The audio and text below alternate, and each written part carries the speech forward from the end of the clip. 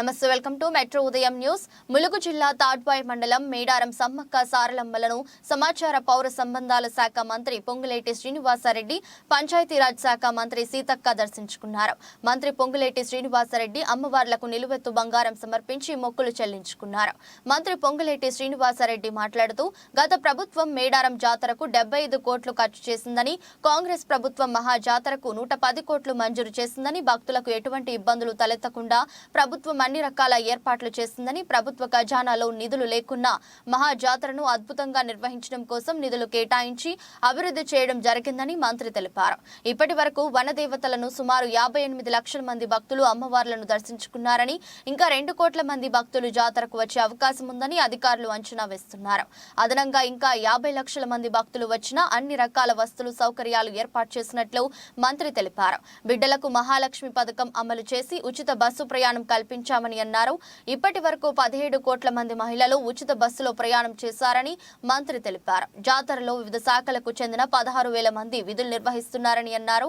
జాతరలో 4,000 మంది పారిశుద్ధ్య కార్మికులను, గతంలో మేడారం జాతరపై అనుభవం ఉన్న 5 IAS, IPS అధికారులను ప్రత్యేక అధికారులుగా నియమించడం జరిగిందని మంత్రి తెలిపారు. జాతర విజయవంతంలో అందరూ కృషి చేయాలని మంత్రి పొంగులేటి శ్రీనివాసరెడ్డి తెలిపారు.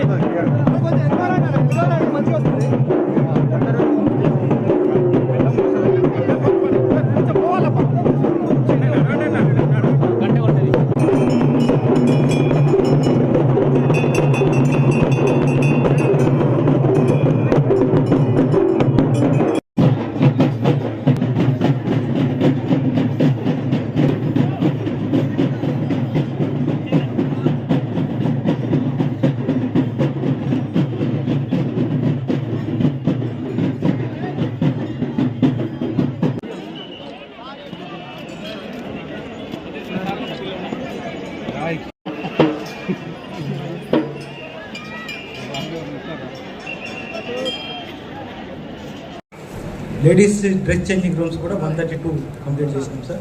వాటి ఒకసారి చెప్పండి మీరు సార్. బాబు 2.32 కిలోమీటర్స్ జంపన్న వాగుని సార్ వెలిక్రిమ్స్ ఇందులో నీళ్ళలో దిగినప్పుడు మునగకుండా సేమ్ లెవెల్ మెయింటైన్ చేయడం సార్. 3 ఫీట్ లెవెల్ మెయింటైన్ చేయడానికి లెవెలింగ్ చేయడం సార్. తర్వాత క్రాస్ బండ్స్ 3 మీటర్స్ ఎంతో చేస్తారు. అది మీరు రోజర్స్ సార్. రోజర్స్ తర్వాత infiltration wells for VOTC connection ఇవ్వడం కోసం సార్ మనం పంప్స్ పెట్టేసి